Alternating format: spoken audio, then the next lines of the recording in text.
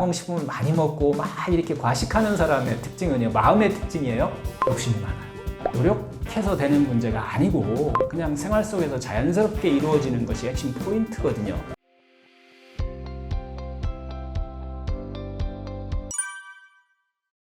안녕하세요. 약보다는 자연치유 건강법으로 병을 치유하는 병원 없는 세상을 꿈꾸는 병원장 상원장입니다. 제가 진료를 한 지가 이제 한 35년 정도 돼가는 것 같아요. 15년 전부터는 제가 이제 요양병원을 하고 있는데요. 그동안에는 요양병원에 입원하는 방법을 가르쳐 드렸어요. 그런데 지금은 자연치유 건강법으로 요양병원에서 퇴원하는 방법과 요양병원에 입원하지 않는 방법을 가르치고 있습니다. 앞으로 여러분들과 함께 병원 없는 세상 이야기, 자연치유 건강법으로 암을 비롯한 여러 가지 난치성 질병을 자연치유하는 방법, 진짜 건강으로 가는 길을 이야기해 드릴까 합니다. 원래요, 우리 인생이 생로병사 한다고 그랬잖아요. 그런데요, 자연법에는 생로사는 있어도 병은 없어요. 병이 생겼다는 것은 내가 두 가지의 문제가 생긴 거예요. 하나는 자연의 본성으로부터 내 삶이 점점 멀어졌던 거예요. 두 번째는 내 안에 100명의 현명한 의사가 있다라고 했는데 그걸 여러분들이 활용하지 못한 거예요. 이 두 가지 문제를 해결하시면 생로사만 있습니다. 병은 해결할 수 있는 것이다 라고 하는 것인데 대부분 사람들이 생로병사니까 병은 당연하게 받아들인다는 거예요.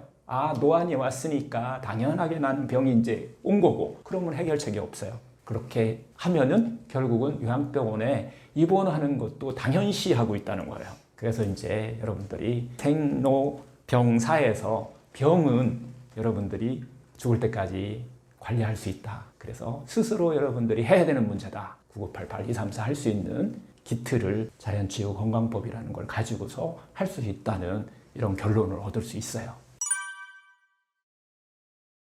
자연치유라고 하는 것은요, 이게 제가 만든 게 아니에요. 자연법에 따라서 우리가 살아가는 방법을 우리가 자연치유 건강법이라고 얘기하는 건데 이거의 시작은 의학의 시작하고 같이 맥락을 같이 해요. 히포크라테스 의학의 가장 핵심이기도 해요. 병의 원인이 결국은 병의 뿌리예요. 근본 원인은 음식의 문제 때문에 생겼고 마음의 문제 때문에 생겼고 습관의 문제 때문에 생겼고 온도의 문제, 즉 혈액순환의 문제 때문에 생긴 거라고 하는 거예요. 그래서 이것을 개선하는 거, 내 삶을 개선하는 거예요. 주체가 바로 납니다. 이렇게 하면 내 안에 100명의 현명한 의사가 그냥 알아서 치료한다는 거예요. 이게 바로 자연치유의 핵심이거든요. 그래서 이것을 어떻게 생활 속에서 실천하느냐, 이것이 가장 중요한 포인트다. 이렇게 보시면 될 것 같아요. 이 서양의학의 시작이 히포크라테스 의학이 마인드, 바디, 스피릿의 우리 몸으로 구성되어 있다라고 하는 것부터 시작하는 거예요. 그런데 여러분들 바디에 대해서는 현대의학이 너무 많이 다루고 있기 때문에 여러분들도 알 거예요. 세포예요. 세포의 하나의 구조를 얘기하는 거예요. 물론 구조가 병들면 우리 몸에 상당히 통증도 오고 여러 가지 고통과 괴로움을 만들어내요. 하지만 마인드와 스피릿의 문제는 더 큰 문제를 일으켜요. 그래서 집안 구조하고 사회 구조나 같은 걸로 우리가 맥락으로 한번 여러분들이 한번 이해하면 쉬울 건데요. 바디는요, 그냥 구조예요, 구조. 집에서도 구조가 있잖아요. 엄마가 있고 아빠가 있고 또 애들이 있고 이게 하나의 그냥 구조인 거예요. 이렇게 되면 이것만 갖고 우리가 행복하게 살 수는 없잖아요. 그럼 마인드는 뭐냐? 구조에서 흐름이에요, 흐름. 어떤 흐름이 기운이죠, 기운. 이게 좋아야 돼요. 서로 조화롭게 이루어져야지. 구조는 잘 됐는데 계속 싸우고 있어. 그러면 우리 몸이 망가지듯이 이 사회 구조도 마찬가지로 이렇게 회사도 마찬가지죠. 구조는 아주 잘 돼 있어요. 그런데 마인드, 이 흐름이 안 좋은 것들이 있어요. 이게 바로 마인드와 어떻게 우리가 비교해보면 이런 개념으로 한번 이해하시면 되고요. 마지막에 이 스피릿이에요. 제가 제일 주장하는 것은 특히 암 환자 같은 경우는 이 스피릿이 치료되지 않으면 유전자가 안 바뀌어요. 이 스피릿은 뭐냐면 구조도 괜찮아야 돼요. 그 다음에 흐름도 괜찮아야 돼요. 구조와 흐름이 괜찮으면 내 안에서 기쁨이 나와요. 행복이 나오게 되어 있어요. 그 기쁨과 행복이 쌓여서 신명난 삶을 살 수 있는 거예요. 이 신명나게 사는 거, 이게 바로 스피릿이에요. 그래서 계속 제가 이 심리 쪽으로 얘기할 때, 마음 쪽으로 얘기할 때 그런 얘기를 하는 거예요. 여러분들 바깥에서 너무 신명나는 것 찾으려고 뭐 하는 것도 괜찮지만은 내적에서 흘러나오는 기쁨과 행복이 계속 안에서 흘러나와서 신명난 삶을 살 수 있는 그런 힘을 가지고서 그냥 사시면 병 그냥 치료된다는 거예요. 이 신명난 삶을 살게 되면은 병은 자동적으로 자연적으로 치유된다라고 하는 게 이 자연법의 자연치유 건강법의 가장 핵심이기도 한 것이죠. 세포가 문제가 있다는 것은 현대의학이 진단하면 금방 나와요. 검사하면 다 나오잖아요. 검사를 통해서 우리가 어떻게 보면 유전자 검사 뭐 여러 가지 검사를 하잖아요. 거기에서 돌연변이가 일어났다, 어떤 문제가 생겼다라고 하면은 혈액 검사로도 볼 수 있고 여러 가지 유전자 검사로도 볼 수 있는 것이 구조의 문제이기도 하고요. 마인드의 문제는 눈에 보이지 않기 때문에 사실 상당히 오랫동안 의료로부터 좀 배제됐었어요. 1700년 동안 의학적으로 다루는 게 조금 어려워했다는 거예요. 1700년에 이르러서 비로소 그때부터 문헌에도 나타나게 되고 4가지 원인을 얘기를 해요. 1700년부터 2000년까지 한 300년, 400년에 걸쳐서 밝혀낸 내용이에요. 이것을 이제 종양심리학이라고 얘기를 하거든요. 그래서 그 학문에서 밝혀낸 건데 첫 번째 원인 중에 하나가 마음이 망가지는 원인이에요. 우리가 그런 삶을 살았다는 건데 첫 번째, 늘 거칠애를 하는 그런 경향으로 우리가 살았다는 거예요. 두 번째, 자기를 늘 변호하려고 하는 그런 경향을 가지고서 우리가 삶을 산다는 거예요. 세 번째, 부정적인 감정에 쉽게 빠진 거예요. 불안이라든가 분노라든가 이런 감정에 쉽게 빠지는 그런 삶을 우리가 살고 있다는 거예요. 네 번째, 이렇게 우리가 긴장된 삶을 살고 있으면서도 자기 스스로 릴렉스할 수 있는 능력이 부족해졌다는 거예요. 이걸 우리가 분출구를 상실했다 이렇게 이야기를 하는데요.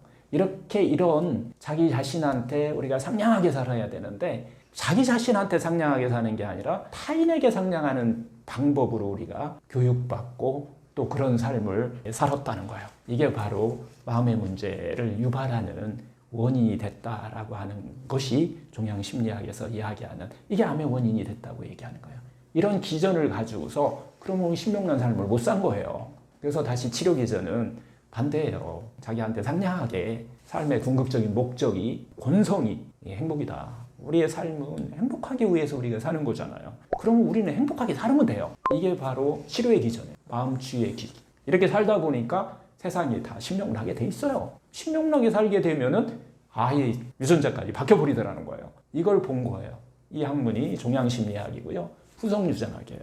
이런 학문적인 뒷받침이 돼가지고서 이게 제가 하는 이야기지만은 유럽의 병원에서 일반적으로 사용하는 방법이에요. 치료법이에요. 종양심리학, 현대의학적인 표준의료 치료 이런 치료가 같이 어우러져서 치료하고 있다는 거예요. 일본도 그렇고 미국도 그렇고 병원에서 하는 방법이에요. 이 치료하는 기전이 원인은 좀 전에 얘기했듯이 자기도 모르게 생로병 이 병을 만드는 그런 생활 습관 속에서 우리가 살고 있더라. 이게 기전이고요. 치료 기전은 기쁘고 행복하게 살면은 사라지더라라고 하는 것이 이게 반복적으로 우리가 기쁘고 행복하게 사는 방법을 갖고 살았던 암 환자들이 반복적으로 좋아지는 현상이 나타난 거예요. 그래서 이게 의학으로 된 거예요. 원인과 해결 방법이 의학적으로 증명이 되고 이게 이제 자연치유 건강법이라고 하는 또 다른 학문이 이제 시작된다 이렇게 보시면 될 것 같아요. 이거에 대한 연구가 상당히 많이 일어나요. 의료적으로 많이 연구가 일어나는데요. 1900년대 초일 거예요. 마티세크라고 하는 분이 이 암 환자를 대상으로 해서 연구한 재밌는 연구가 하나 있어요. 현대의학만 치료한 사람, 말기암, 유방암 말기암을 가진 사람을 100명을 실험을 해요. 연구를 하는데 그 연구에서 말기암을 가진 사람이에요. 표준 생명 평균 기준이 12개월이에요. 그래서 이분들을 대상으로 해갖고서 현대의학만, 즉 표준의학만 치료하신 분들, 그 다음에 이렇게 다른 나름대로의 자연치유 건강법이라는 이런 방법을 하신 분들의 어떤 평균 수명에 어떤 변화가 일어나는지를 확인했어요. 그리고 또 아무것도 안 하신 분들, 이런 분들에 대한 연구가 이루어지는데요. 첫 번째로 아무것도 안 하신 분들은 정말 12개월에서 평균이 안쪽이에요. 12개월 안에 고통과 괴로움을 호소하면서 돌아가시더라라고 하는 것이었고요. 그 다음에 이제 현대의학적인 항암 방사선 수술로 정말 병원에 그냥 올인해서 치료하신 분들이 있어요. 그런 분들은 평균 수명이 한 2, 3개월이 드러나요. 15개월 정도까지 드러난다라고 하는 이런 연구 결과를 내게 되고요. 그 다음에 대신 이랬을 때는 삶의 질은 많이 떨어집니다. 병원 안에서 투병을 해야 돼요. 이제 세 번째는 나 이거 싫어. 아무것도 나 싫어. 대신 나는 자연치유만 할 거야. 마음으로 하는 그 당시 사용했던 방법이 뭐 인지행동이라든가 뭐 이미지요법이라든가 이런 요법들, 그 다음에 뭐 명상이라든가 이런 것을 사용해서 하신 분들이 18개월까지 삶이 늘어나요. 집중적으로 하신 분들이. 그러면서 삶의 질은 많이 올라갑니다.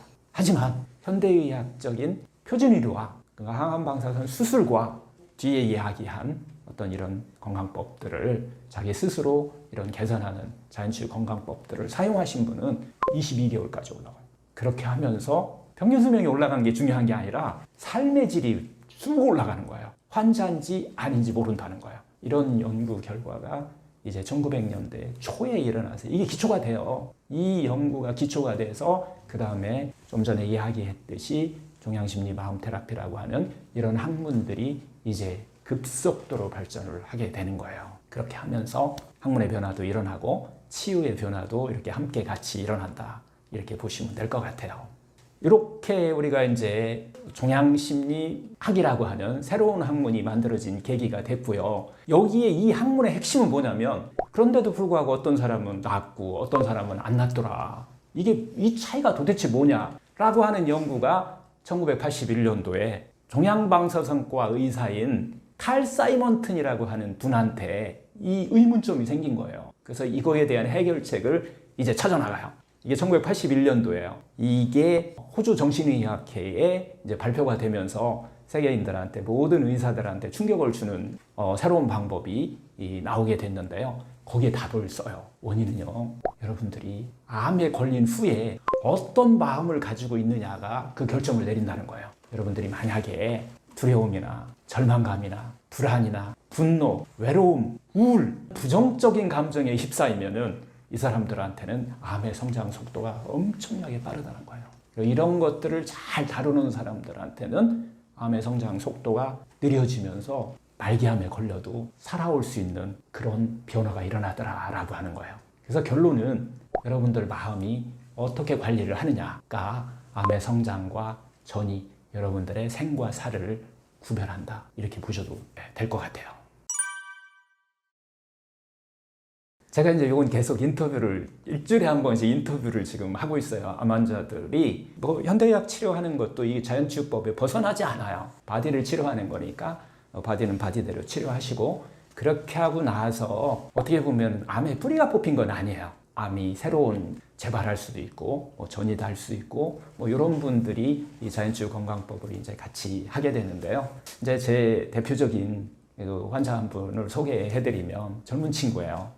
40도 안 되는데 혈액암에 걸려서 병원에 치료를 충분히 했는데도 불구하고 이제 세포는 사라졌어요. 병원에서는 이제 치료됐다고 했는데 암세포는 사라졌는데 항상 피곤해해요. 그리고 혈액 검사상에 다른 조성 성분에 문제가 좀 있어요. 항상 보통 보면 감기능 수치가 올라가 있든지 아니면 백혈구의 수치가 문제가 생겨 있든지 이런 것들의 변화가 있는데, 이것을 해결하기 위해서 병원에서는 또 다른 약을 써야 되는데 약을 쓸 수가 없어요. 감기능에 문제가 있기 때문에. 이런 친구들이 이제 자연치유 건강법을 한번 체험하겠다라고 해서 같이 체험을 해봤는데요. 일단은 혈액의 조성 성분이 무조건 바뀝니다. 건강하게 바뀌어요. 삶의 질이 바뀌어요. 그래서 삶의 질이 변하면서 병을 치료하려고 막 욕심내고 집착하는 것이 아니라 병에서 멀어지는 방법을 알고 있다는 거예요. 계속해서 그런 생활 속에서 하다 보니까 저도 충격적이었는데, 그 환자분이 이제 암으로부터 자유로워졌다, 암으로부터 해방된 것 같다라고 하는 이 이야기를 환자분이 저한테 얘기를 해주는 거예요. 왜냐하면 그것은 본인만 할 수 있어요. 의사가 알 수가 없어요. 이런 것들의 변화를 서로 느끼고 나서 검사 한번 해보세요 했더니 혈액 조성 성분이 너무 좋은 거예요. 그리고 이미 몸은 다 변화가 일어났어요. 그전에는 잠도 못 잤고 했는데 잠도 잘 자고 맨날 피곤하고 지쳐 있었는데 다 사라졌어요. 피로한 것이. 그리고 그분의 가장 핵심적인 것은 부었어요. 자꾸 몸이 여기저기 막 붓기도 하지만 하체 쪽에 특별히 많이 붓고 손발이 차가워지고 아랫배가 차갑고 하는 증상은 병이라고 생각하지 않고 생활을 했던 거예요. 그러니까 맨날 만성피로로 시달렸는데 이 증상이 다 사라지는 거예요. 특히 아랫배가 따뜻해지고 발이 따뜻해져요. 그리고 그 올라오던 여러 가지 분노, 불안 이런 것들이 사라지는 거예요. 그렇게 되니까 본인이 세상이 재밌다고 얘기를 하는 거예요. 세상 사는 게 이제 재밌다. 과거에는 우울하고 외롭고 이 병 때문에 그렇다고 생각을 해가면서 이렇게 삶을 살았는데 피곤한 건 당연하다라고 생각을 하고 살았는데 이런 증상들이 다 사라지니까 삶이 신명난다고 얘기하는 거예요. 신명이 났잖아요. 어디서 봤어요? 내 안에서 온 거예요. 병으로부터 자유로워질 수 있다. 변화는 얼굴색을 보면 알아요. 몸의 색이, 피부의 색이나 얼굴 색이나 이런 것들이 화사하게 펴지는 이런 것들을 좀 볼 수 있지 않았나. 이 이외에도 거의 모든 환자한테 의학으로 이게 발전하려면은 누구한테는 효과가 있고 누구한테는 효과가 없다. 이건 의학으로서 특히 누구한테는 좀 부작용도 나온다. 이건 저는 의학이 아니라고 봐요. 의학은 똑같이 했을 때 모든 사람한테 다 똑같은 효과가 나타나야 된다라고 하는 것을 의학이다라고 얘기할 수가 있다. 이렇게 말씀드릴 수 있고요. 아마 한 3개월이면 됩니다. 길게 걸리지도 않아요. 3개월이면 자기 자신의 변화를 아마 느끼지 않을까. 공통적입니다. 잠 못 주무시는 분은 무조건 잠을 잘 잘 수 있어요. 이런 변화들을 아마 쉽게 다 누구나 느끼지 않을까 이런 생각이 듭니다. 치료하지 못하는 병이 정말 너무 많아요. 각종 검사 수없이 합니다. 의료 장비도 현대화돼 가고 있어요. 하여튼 그런데도 불구하고 치료하지 못하는 병이 너무 많이 늘어나고 있다. 현대의학이요. 눈에 보이는 것만. 즉 신체 치료에 너무 접근하고 있어요. 세포의 문제로만 가지고서 세포로부터 치료를 하니까 세포를 병들게 하는 원인이 뭔지를 갖다가 우리가 한번 찾아볼 필요가 있어요. 서양 의학의 아버지라고 하는 히포크라테스 의학의 핵심이에요. 우리 몸이 마인드, 바디, 스피릿으로 이루어져 있다.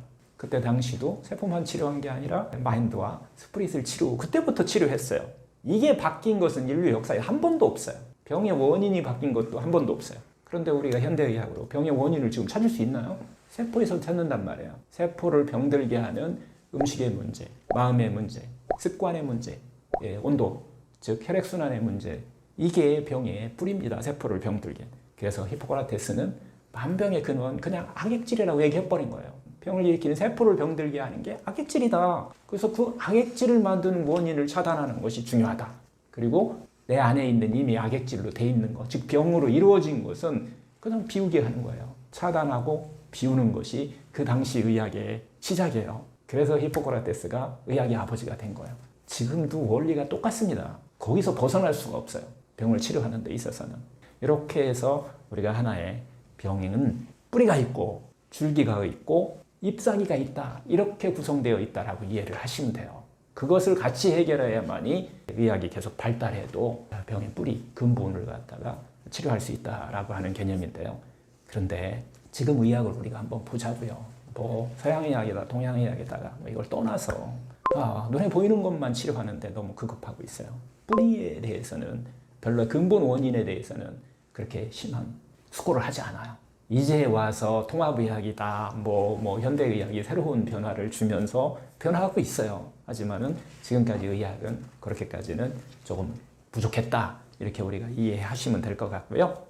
하여튼 이것이 바로 의학이 발달하면 발달할수록, 현미경이 발달하면 발달할수록, 과학적으로 눈으로 보는 이 물리학이 발달하면 발달할수록 세포에만 집중하게 된 원인이 됐고 병을 치료하지 못하는 원인이 됐다라고 이렇게 보시면 될 것 같아요. 다시 한번 정리하지만은 병을 일으키는 물질이 우리 안에 탁한 혈액이라고도 하고 악액질이라고도 표현하는 것이 이 네 가지 문제에서 문제가 왔다라고 하는 것은 다시 한번 또 말씀드리지만 이거 인류 역사 생긴 이후로 자연의학을 떠나서 현대의학, 동양의학을 떠나서 똑같이 공통점으로 이건 이야기했던 거예요. 음식의 문제, 마음의 문제, 습관의 문제, 여러분들 혈액순환, 온도의 문제 이런 원인이 가장 근본적인 문제다라고 하는 것이죠. 그래서 히포크라테스는 음식으로 치료하지 못하는 병은 약으로도 치료하지 못한다라고 하는 이야기와 내가 먹은 음식이 바로 나다라는 그런 표현을 한 거예요. 근데 여러분들 그걸 머릿속으로는 이해하시지만은 그걸 여러분들 실천하시나요? 병을 치료한다 그러면서 그걸 염두에 두고 여러분들이 실천하실 때만 변화가 일어나고 병의 뿌리를 뽑을 수 있다. 라고 이렇게 표현하시면 될 것 같아요. 현대의학이 나쁜 게 아니에요. 잘못된 게 아니에요. 약이 여러분들 잘못된 게 아니라는 거예요. 하나의 어떤 문화의 흐름에 따라서 역사의 흐름에 따라서 바디를 치료하는 가장 중요한 역할을 하고 있어요. 이용하셔야죠. 충분히 이용하시고 여러분이 할 수 있는 것들을 하셔야 된다는 거예요. 여러분 생활 습관의 변화를 가지셔야 된다는 거예요. 특히 이제 물질 문명이 발달하면서 이 병이 옛날에는 못 먹어서 오는 빈곤병이었어요. 근데 요즘은 못 먹어서 오는 병은 정말 아프리카 쪽의 일부 국가에서 일어나는 현상이지만 대한민국에서는 사라졌어요.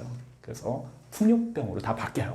음식의 문제, 마음의 문제, 습관의 문제, 온도의 문제로 인해서 결국은 병이 생기는데 지금은 병이 이게 변화가 온 거예요. 빈곤병에서 풍요병으로 변화가 왔다는 거예요. 너무 많아요. 풍요병으로 생긴 병들이. 이 풍요병을 해결하셔야만 이 병이 치료된다는 거예요. 죽을 때까지 그걸 약만 먹고 치료하려고 하시니까 수명은 연장된 거 확실해요. 수명도 연장하고 하지만은 건강하지 못한 노후를 만든 것도 여러분 확실하지 않나요? 저만 그렇게 보이나요? 우리 제약회사의 목표가 있어요. 과학이 발달로 제약업이 이제 발달하게 되는데요. 그들의 본성, 목적이 뭘까요? 많이 먹이는 거예요. 오랫동안 많이 먹여야 돼요. 그래야 발달해요. 다국적 제약회사의 본성은 약을 많이 먹인다. 죽을 때까지 먹는 거다. 예를 들어서 고혈압, 당뇨약. 여러분들 죽을 때까지 드셔야 되지 않나요? 다시 조금만 우리가 좀 확장해서 생각해보면 음식으로 병이 왔는데 음식으로 병을 치료하셔야 돼. 음식을 바꾸셔야 되지. 왜 그걸 약을 부세요? 그것도 약을 먹어. 마음 스트레스 문제, 삶의 긴장으로 인해서 문제로서 병이 생겼어요. 근데 그것도 약을 먹어. 삶을 안 바꾸고. 잘못된 습관의 문제로 병이 왔어. 습관을 안 바꾸고 약을 먹어. 또 온도, 손발이 차갑고 막 아랫배가 차갑고 막 호소는 하시는데 그것으로 인해서 혈액순환이 안 돼서 여러 가지 다양한 염증성 질병이 온단 말이에요. 그럼 그걸 해결해야 되지. 여러분들 왜 염증성 문제를 해결하는 약을 죽을 때까지 드시냐는 거죠.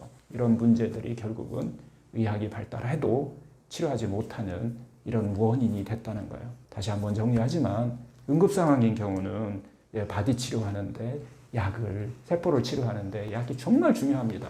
삶의 연장을 해놔야 되잖아요. 이렇게 하신 다음에 병의 근원이 되는 음식의 문제, 마음의 문제, 습관의 문제, 온도의 문제는 내가 스스로 해결하셔야 된다는 것입니다. 이것이 바로 또 자연의학이고 자연치유 건강법이다라고 하는 것이죠. 다시 또 조금 더 확정을 하면 이 약으로 치료하지 못하는 이 증상이라고 하는 거 있잖아요.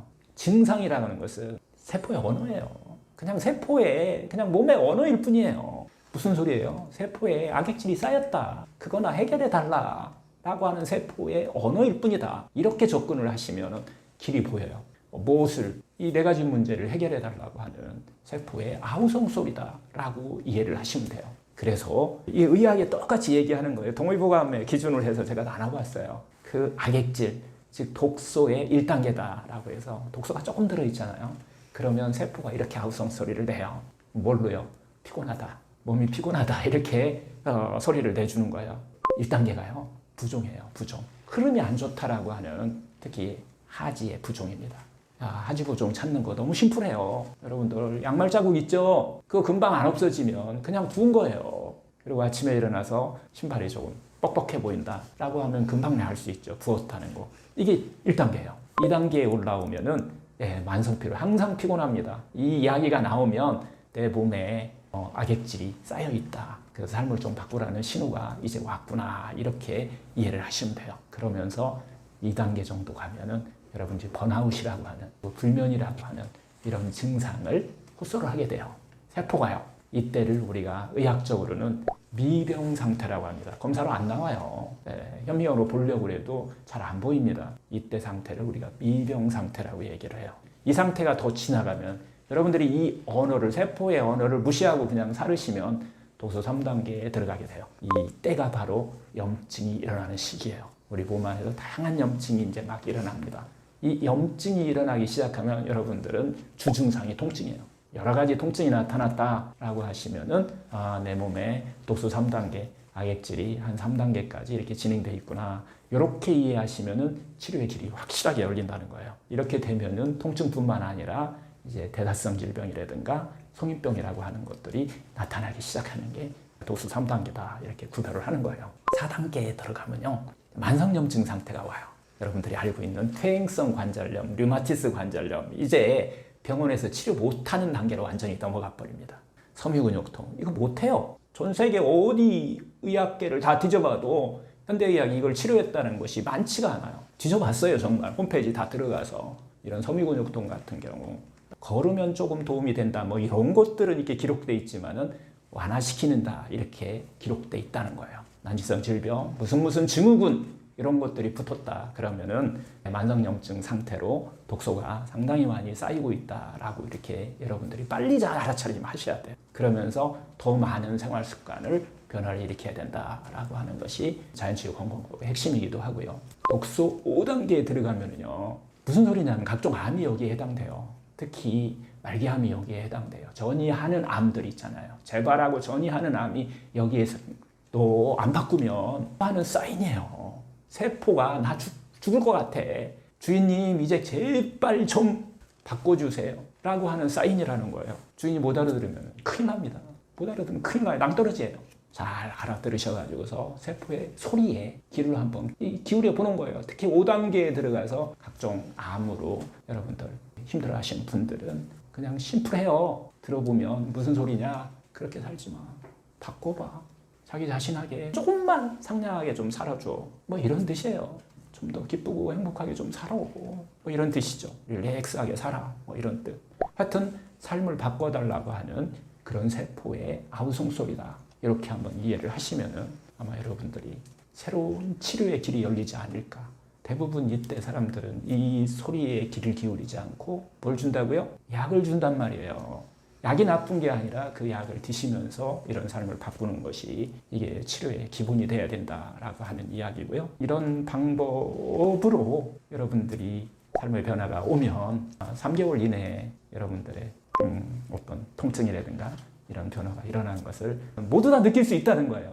그래서 이게 의학으로 지금 발전하고 있다 이렇게 보시면 될 것 같아요. 새로운 의학으로 발전하고 있다 이해하셔도 될 것 같고요. 이 프로그램을 통해서 여러분들 이 방법을 저하고 같이 자연치유 건강법이라고 하는 이 방법을 계속해서 이해하시고 습득하는 체험하시는 이런 현장으로 좀 삼았으면 좋겠습니다. 우리가 이제 병을 만드는 것을 독이라고 그랬잖아요. 독소다 이렇게 표현했어요. 그런데 이게 이제 그 히포크라테스가 이야기한 만병의 근원은 악액질이다라고 하는 거하고 이게 맥락을 같이 해요. 지금 우리가 독소라고 표현하는 거하고 하여튼 히포크라테스는 만병의 근원은 악액질이다라고 하고 악액질을 4가지 형태로 분류를 해요. 4가지 형태로 우리 몸 안에 존재한다라고 해서 여기서 이제 사체질론이 나와요. 그 혈액과 점액과 황당직, 흑당직 이렇게 표현해서 요거의 존재에 의해서 우리 병이 달라진다라고 하는 것으로 이렇게 의학의 이론을 펴기 시작하죠. 결국은 이 악액질 때문에 세포가 병들기 시작한다라고 하는 것으로 시작하는 거예요. 이 악액질을 요즘 말로 얘기하면 독소가 된 거예요. 이게 시대에 따라서 이게 좀 다르게 불러요. 동서양이.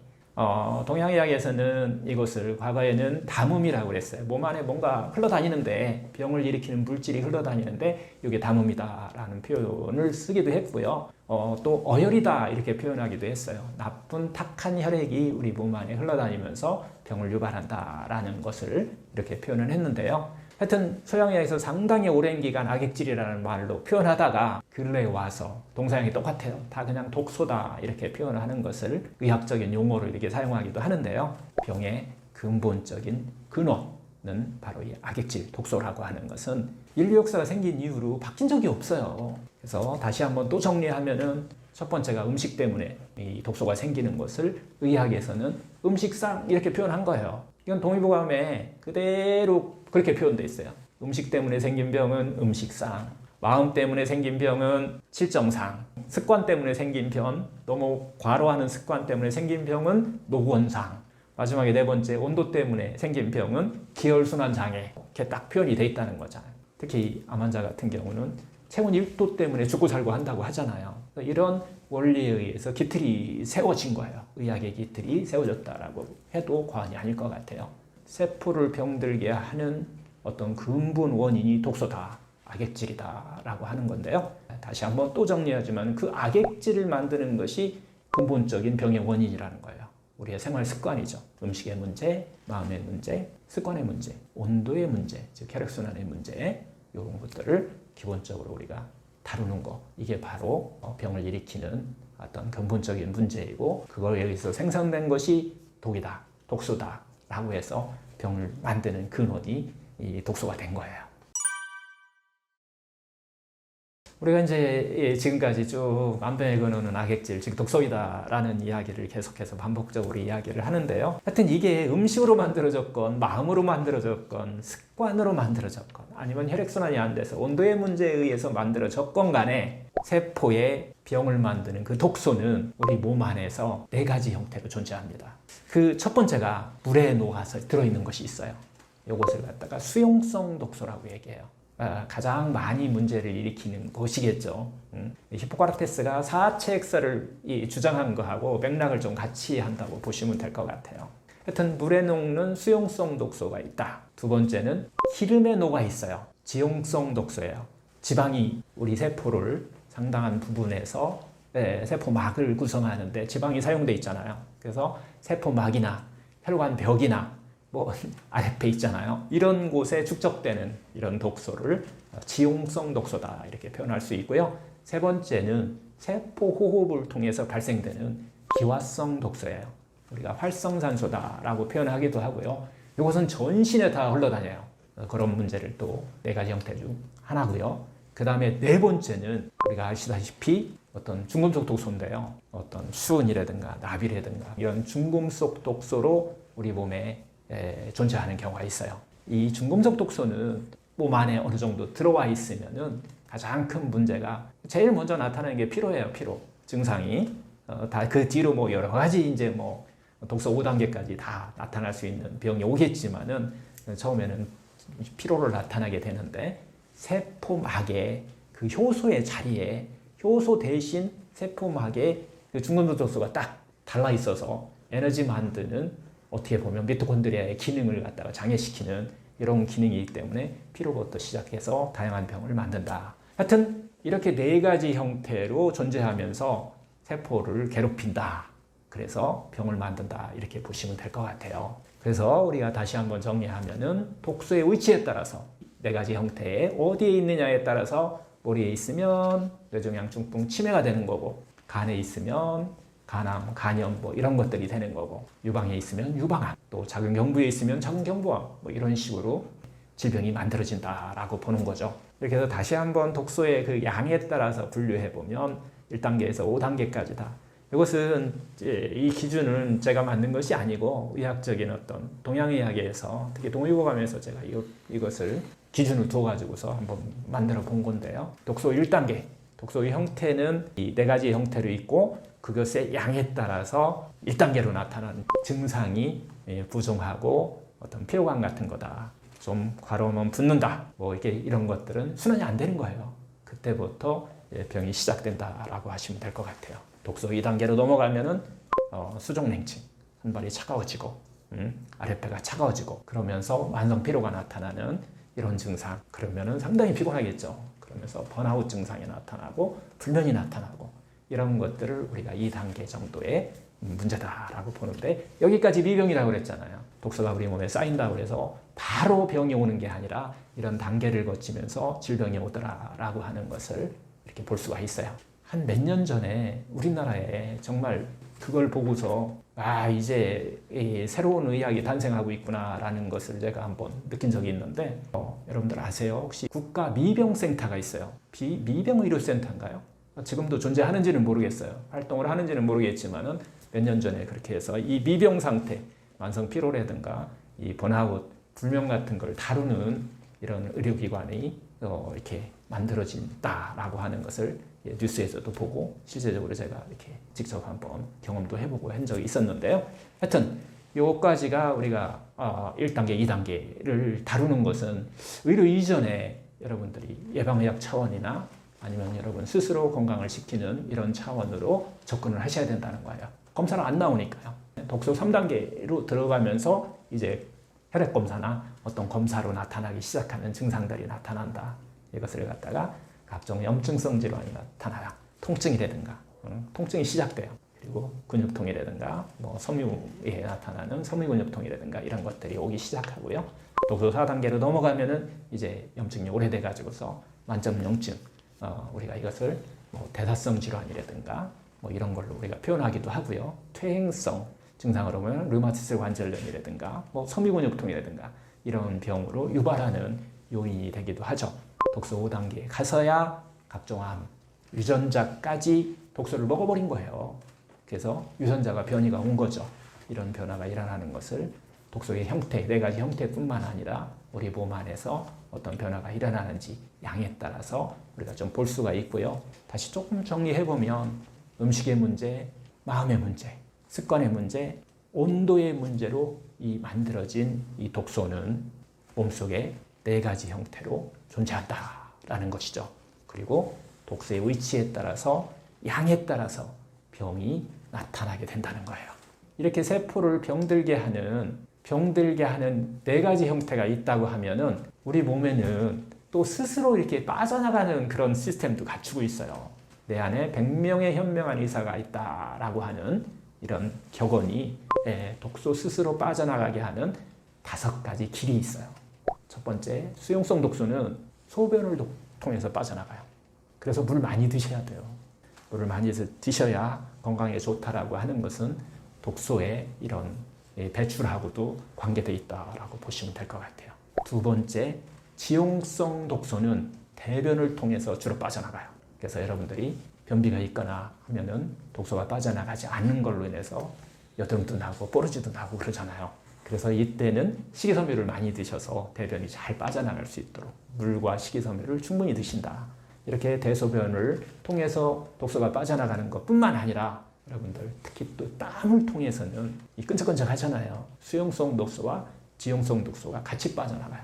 그래서 운동이 중요한 이유이기도 해요. 그 다음에 이제 4번째는 호흡을 통해서 우리가 몸 안에 있는 기화성 독소를 빠져나가는 통로예요. 호흡이 상당히 중요합니다.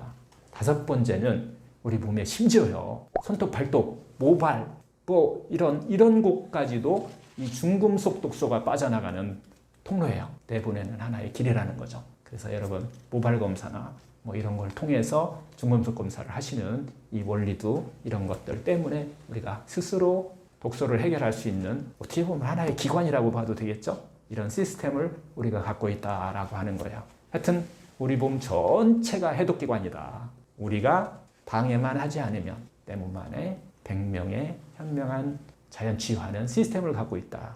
100명의 현명한 의사가 있어서 그들이 무엇을 해야 될지 다 알고 있다라고 하는 자연치유 건강법의 가장 기본이 되는 이야기가 여기서 나오게 되는 거죠. 우리는 살면서 좀 탐진치 좀 내려놓으시고 자신에게 좀 상냥하게 사는 것이 병을 치유할 때 이 첫 번째 중요한 요인이다. 첫 번째 길이다. 이렇게 이해를 하시면 좋을 것 같습니다. 음식의 독이 만병의 근원인 이유. 우리는 이제 산업화가 일어나면서 대량 생산의 시대에 살고 있잖아요. 먹거리가 너무 많아요. 우리를 유혹하는 가공식품들이 너무 많이 쏟아지고 나오고 있어요. 과거에는 우리가 빈곤병에서 시달렸다면 현재는 대부분 다 풍요병이에요. 풍요병. 이 새로운 형태의 질병이 나타난 지가 오래되지 않았어요.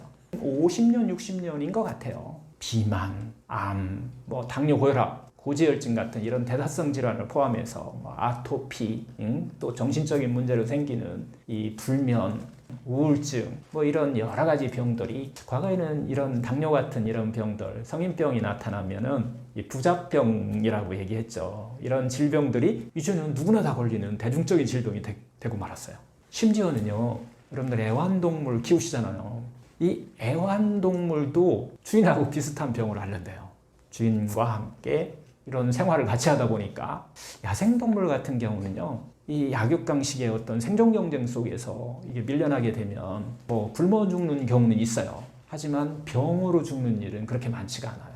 스스로 건강을 스스로 챙길 수 있는 본능을 갖고 있어요. 이렇게 각종 우리가 인스턴트나 가공식품과 같이 이런 것들을 우리가 많이 먹고 또 특히 이제 요즘은 또 시도 때도 없이 먹어요. 과식. 특히 제일 제가 건강에 해로운 것이 야식이라고 얘기하는데 이런 것들이 만병의 근원이 되는 이런 시대에 우리가 살고 있다는 거예요. 하여튼 그래서 우리가 병이 딱 왔다라고 하면은 자신이 먹는 음식부터 한번 살펴보셔야 돼요. 입이 즐거운 가공식품을 정말 많이 먹고 있는지, 또 어느 경우는요, 마음의 허기를 음식으로 채우고 있는 경우가 많아요. 세포가 배고파서 먹는 게 아니라 마음의 허기가 들으니까 그것을 갖다가 음식으로 보충을 하는 이런 삶을 살고 있기 때문에 음식이 만병의 근원이 되지 않나, 이런 생각도 해보고요. 하여튼 건강한 삶을 위하신다면 자신의 음식, 자신의 먹는 음식을 갖다가 본인이 잘 관리를 하셔야 된다라고 하는 거예요. 과거에 이야기한 내가 먹은 음식이 바로 나다. 음식으로 치료하지 못하는 병은 약으로도 치료하지 못한다. 격언을 머릿속으로만 이해하지 마시고 몸이 직접 한번 체험해 보시는 것들이 아마 병을 치료하는 가장 기본이 되는 이런 시대에 우리가 살고 있지 않나 생각이 들고요. 하여튼 음식과 이 병의 관계의 이 중요성에 대해서는 정말 2500년 전에 히포크라테스로부터 시작됐다고 우리가 얘기하는데 지금까지 변한 적이 한 번도 없어요. 다 음식에 의해서 어떤 문제가 온다라는 거예요. 문화하고 연결이 돼 있어요. 히포크라테스 시대에도 이때 전쟁이 많은 시대예요. 철기 문화, 또 뭐 금속이 이제 금 문화가 이제 시작되는 이런 시대하고 맞물리고 전쟁의 시대하고 맞물려요. 남의 것을 뺏어서, 그리고 또 가축을 키우는 시대하고 또 맞물려요. 그래서 정말 많이 먹었다는 거예요. 빈곤병과 풍요병이 가장 많이 존재했던 이런 시대예요. 이게 지금 시대하고도 맞물려요. 지금도 그렇지 않나요? 정말 과잉 생산해내고 이걸 먹는 시대하고 전쟁도 비슷하고요. 또 빈곤은 또 빈곤에서 오는 지구상으로 보면 이런 시대하고도 같이 되기 때문에 음식이 일단은 첫 번째로 만병의 근원이 되는 이유가 되는 거예요. 과하게 먹으면 독은 이게 밸런스가 무너진 것을 우리가 독이라고 얘기하거든요. 아무리 좋은 것도 과하게 먹으면 독이 된다라고 이해하셔도 될 것 같아요. 우리가 좋은 채소나 뭐 과일 같은 경우도 영양에 벗어나서 과잉으로 먹게 되면 우리 몸에 악액질을 만듭니다. 자연의학의 어떻게 보면 이제 시작점이죠. 음식으로 치료하는 이게 가장 그래도 의학적으로 잘 이렇게 만들어져 있는 것을 우리가 니시의학이다라고 이렇게 표현하는데, 그래서 음식과 관련해서는 서양은 거슨요법, 동양은 니시요법 이렇게 표현하는데, 그곳에서도 상당히 그 양을 기준을 둬요. 그 범위 벗어나지 않도록, 좋다고 많이 먹지 않도록 그런 것들을 두고 있어요. 특히 실제로 채소를 많이 드시게 되면 위장 기능이 좀 문제가 오는 경우도 있어요.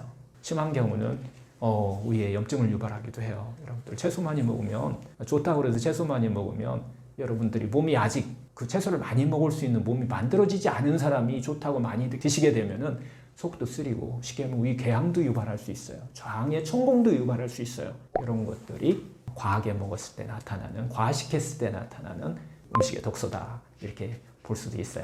가장 기본이 뭐냐면 이 몸에서 일어나는 그 몸의 본성의 기본이 뭐냐면 균형과 조화와 밸런스예요. 이 균형과 조화가 밸런스가 깨진 게 병이지, 무조건 부족하다고 병 생기고 과하게 먹었다고 해서 이 병이 생기는 경우도 있지만, 그거보다 더 중요한 것이 균형과 조화와 밸런스다. 여기에 맞춰서 여러분한테 맞는 그것을 찾으셔야 돼요. 어떤 사람은 많이 먹어서 좋은 사람이 있고 어떤 사람은 적게 먹어서 좋은 사람이 있어요. 자기한테 맞는 그 기준을 스스로 찾으셔야 된다라고 하는 것이 자연치유 건강법의 또 가장 중요한 핵심이 되기도 해요. 예를 들어서 우리가 이제 똑같은 음식을 먹었는데 어떤 사람은 소화가 잘 되는 사람이 있고요. 어떤 사람은 소화가 안 되는 사람이 있어요. 소화가 잘 되는 사람이 약이 될까요? 소화가 안 되는 사람이 약이 될까요? 당연히 소화가 잘 되고 자기한테 맞는 음식이 들어왔을 때 이게 이제 사람마다 다르다라고 하는 것 때문에 자기 체질에 맞는 거, 자기 궁합에 맞는 거, 이런 음식을 우리가 찾아야 돼요. 특히 채소는 정말 차가워요. 물이 좋다고 하는데 물도 많이 드시게 되면 몸이 많이 차가워요. 이랬을 때 우리가 사람에 따라서 어떤 사람은 차갑게 작용하고 어떤 사람은 또 괜찮은 경우도 있어요. 이런 경우를 때문에 이게 하나의 의학적인 어떤 방법이 필요한 거예요. 사람마다 다르다. 그 자기에 맞는, 각자에 맞는 것을 찾게 하는 거, 이게 바로 자연치유 건강법 의학의 가장 핵심적인 요인이기도 해요. 거기에 맞춰서 균형과 조화와 밸런스를 유지하면서 드셔야 된다는 거예요. 일단은 먹어보는 게 제일 중요하지만 의학은 그런 것들이 다 만들어져 있어요. 이미 언제 먹느냐, 어떻게 먹느냐, 무엇을 먹느냐, 얼마나 먹느냐라고 하는 이 기준이 있어요. 이 기준을 여러분들이 이해를 하시고 자기한테 그게 어떻게 몸에서 작용하는지 이런 것들은 실천을 통해서만 알 수 있어요. 그래서 남들이 좋다고 하는 음식이 나한테 좋다라고 생각한다는 것은 그것은 욕심이고 집착입니다. 그걸 내려놓고 자기 스스로 알아차림을 통해서 자기 몸을 알아차림을 통해서 하나씩 알아가는 것이 이 자연주의 건강법의 가장 핵심이기도 해요. 예, 여러 가지 증상이 나타날 수 있는데 첫 번째 소화기계통 증상이에요. 먹었는데 속이 쓰리거나 특히 이제 뭐 대변이 안 좋아지거나 하면은 그게 생리 현상인지 아니면 병리 현상인지 그것은 여러분들이 공부하셔야 돼요. 알으셔야 돼요. 생리적으로 일시적으로 나타날 수도 있고 아니면 병리적으로 질병을 또 다른 질병을 만드는 하나의 또 시발점이 될 수도 있거든요. 그래서 먹어봐야 한다는 것은 이미 수천 년 동안 이렇게 다 의학적으로 정리가 돼 있기 때문에 어느 정도는 안 먹어봐도 알 수 있다. 그리고 그래서 제일 중요한 것이 알아차림이에요. 음식을 먹으면서 자기가 어떤지 어떤 문제가 생기는지 이런 것들을 반복해서 하시다 보면 자기 자신의 각자에 맞는 것을 찾아낼 수가 있어요. 하여튼 음식은 기준이 네 가지가 기준이 될 수 있어요. 첫 번째가 언제 먹느냐, 어떻게 먹느냐, 무엇을 먹느냐, 언제 어떻게 무엇을 얼마나 먹느냐, 이 네 가지가 기준이 되는데요. 이게 사람마다 다르다고 그랬잖아요. 이 중에서 언제 먹느냐가 상당히 중요한데 이것은 공통점이 있어요. 하나의 공통점이 있는데 아주 오래전부터 인체에 유전자에 기록되어 있다는 거예요. 우리가 음식을 먹는 시간, 이것을 갖다가 우리는 생체 리듬이라고 얘기를 해요. 생체 리듬은 세 파트로 나눌 수가 있어요. 그래서 오전 파트, 새벽 3시부터 저녁 12시까지 이 시간은 생체 리듬상으로 보면 우리 몸이 배설하는 시간이에요. 세포가 스스로 청소하고 배설을 하고 있는 거예요. 그래서 우리가 이 시간에 해독하는 시간이다 라고도 이렇게 표현하죠. 그걸 조금 더 나눠보면은 새벽 4시 우리가 기상이로 보면 아침을 기상 상태라고 봤다면 이때에 우리 몸에서 생체 리듬상 눈을 딱 뜨는 순간 스스로 이 스트레스에 대항하는 이 호르몬이 나오기 시작해요. 이걸 우리가 코티솔 호르몬이라고 그러는데 분비가 시작돼요. 잠잘 때보다는 눈을 딱 뜨면 나오기 시작한다. 이렇게 이해하시면 될 것 같고요. 특히 이제 오전에 6시부터 9시 사이에는 혈압이 가장 빠르게 이렇게 상승하는 시간이에요. 이때에 운동하시거나 뭐 이렇게 무리한 일을 하시게 되면은 심혈관계 갖고 계신 분들은 조금 조심을 하셔야 되는 이 시간이에요. 그래서 보통 새벽에 화장실 가서 우리가 중풍이 왔다, 뭐 혈관이 문제가 생겼다 이런 경우가 생기는 경우가 제일 많은 거예요. 이런 생체 리듬이 있기 때문에 그래요. 그 다음에 이제 오전 9시부터 정오까지 이때가 바로 몸 안에 있는 배설의 시간, 각성의 시간, 우리가 세포가 청소하는 시간이라고 그랬잖아요. 이때가 바로 가장 각성도가 최고조에 이르는 시간이에요. 그래서 중요한 회의나 어떤 것을 결정하기 가장 좋은 시간이기 때문에 회사에서도 이 시간에 회의를 많이 하지 않나라는 생각이 들고요. 이렇게 생체 리듬이 우리 신체 내에서 이루어지고 있다는 거예요. 그 다음에 이제 오전 6시부터 9시가죠. 혈압이 가장 빠르게 올라가고 혈액 응고가 가장 잘 일어나는 시간이라고 그랬어요. 근데 이때에 우리가 음식을 드실 때 이때는 뭘 드시면 제일 좋을까요? 생수 그때 그래서 생수 한 잔씩 하는 거예요. 생수를 한 잔 드시게 되면은 우리 몸 안에서 혈액 응고가 조금 그래도 옅어지는 이런 현상을 볼 수가 있죠. 어느 분은 아스피린을 계속해서 드시는 분도 있어요. 그렇게 해서 혈액 응고를 좀 막는다라고 하는 분들도 계신데 하여튼 자연법에 의하면 그때 이거보다 더 좋은 약은 없어요. 생수예요. 새벽에 일어나시면 여러분들 생수 한 잔씩 시작하고 하루 일과를 시작하게 되면은 생체 리듬하고 딱 맞아요. 오전 시간에. 그 다음에 이제 오후 시간으로 들어가면은 오후 12시부터 8시까지를 보통 이제 오후 시간이라고 우리가 얘기하는데 이때가 바로 생체 리듬상 활동의 시간이에요. 음식을 집중적으로 먹는 시간이에요. 음식 먹고 활동하는 시간이라는 거죠. 정오 12시부터 8시까지가 신체 활동이 가장 활발하게 이루어지는 거고 신체와 어떤 먹는 것이 서로 협조하는 이런 최적화되는 이런 시간이다 이렇게 보시면 될 것 같아요. 오후 6시가 넘어가면은 이제 체온이 높아지기 시작하는 시간으로 우리 생체 리듬은 변화가 일어납니다. 그리고 8시까지, 9시까지는 혈압이 또 최고조에 올라요. 그래서 여러분들 저녁 운동도 조금은 혈압이 높으신 분들은 좀 조심하시는 게 좋아요. 간단하게 걷기라든가 이런 걸로 생체 리듬을 맞춰주시는 것이 상당히 중요한 음식뿐만 아니라 시간이 어떤 생체 리듬하고 우리 질병하고 관련되어 있는 것들을 이렇게 볼 수가 있어요. 하여튼 음식에 있어서는 그래서 잠자기 3시간 전까지 음식을 먹는 거예요. 그래서 이제 이렇게까지 하고 12시까지 이렇게 되면은 자연스럽게 18대 6 간헐 단식이 이루어지는 거예요. 우리 몸에서 생체 리듬에 따라서 자연스럽게 청소하고 해독하고 그 다음에 먹고 활동하고 이제 저녁 시간에 들어가는 거예요. 밤 8시에서부터 그 다음날 새벽 4시까지요. 이때는 회복의 시간이에요. 회복하는 시간이에요. 복구하는 시간이에요.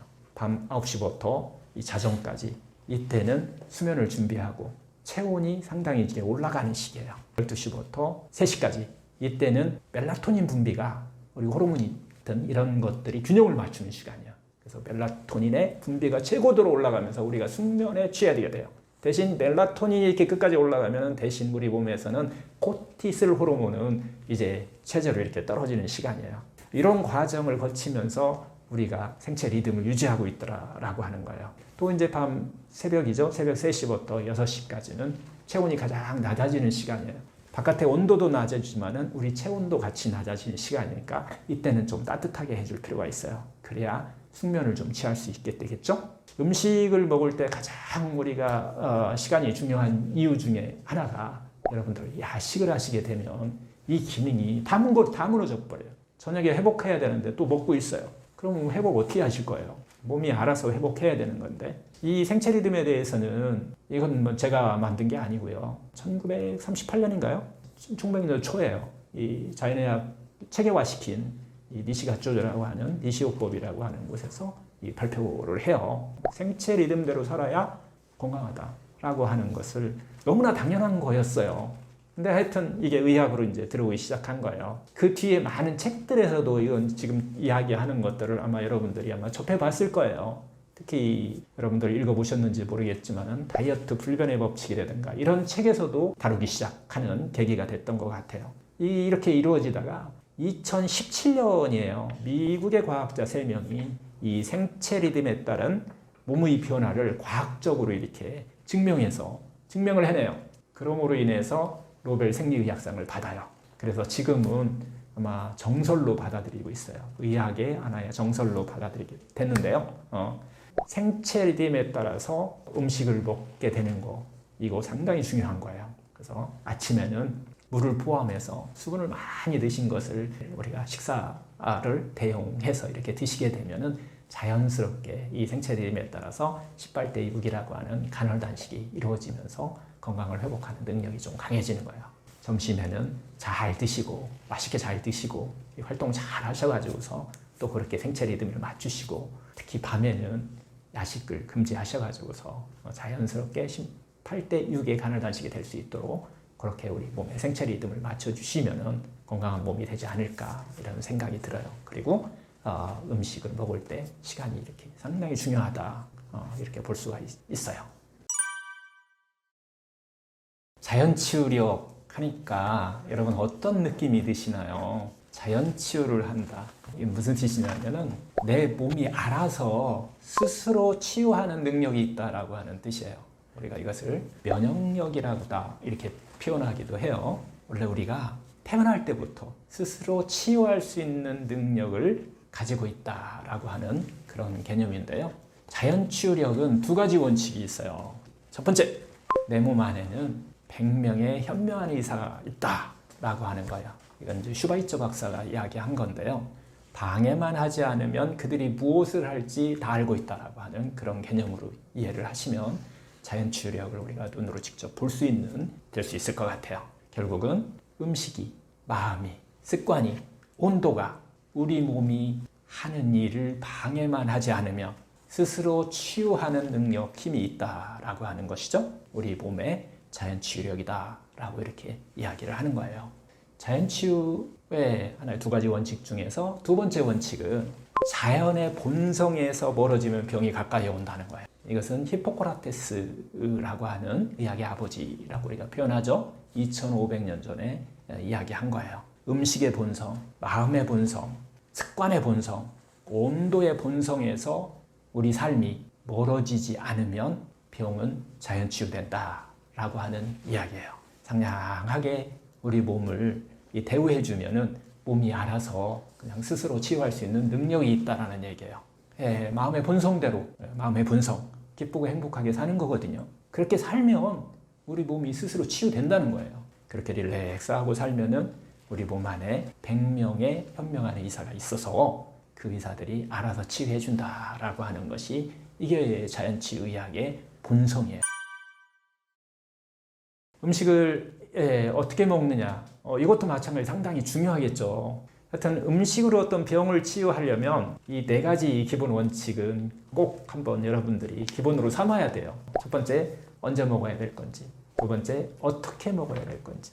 세 번째, 무엇을 먹어야 될 건지. 네 번째, 얼마나 먹어야 되는지. 자기한테 맞추셔야 돼요. 물론 의학적인 평균은 다 기본적으로 의학적으로 다 밝혀져 있어요. 하지만 사람에 따라 다르기 때문에 그것을 조금 많고 적게 먹는 거 이런 것들은 본인이 스스로 찾아가셔야 된다라는 이야기를 좀 드리고 싶고요. 건강하게 살려고 하는 거 아닌가요? 그리고 또 병을 치유하려고 하시는 분들도 계실 건데 음식을 이제 임상에서 활용하면서 제일 중요한 것은 아무리 좋은 음식이라도 궁합이 맞아야 돼요. 자기 자신과 궁합이 맞아야 병도 치료되고 우리 몸에서 건강한 에너지를 만든다 이렇게 볼 수가 있는데요. 하여튼 궁합이 맞지 않는 음식을 먹으면 우리가 이것을 갖다가 잘못 섞어 먹는다고 얘기를 표현을 해요.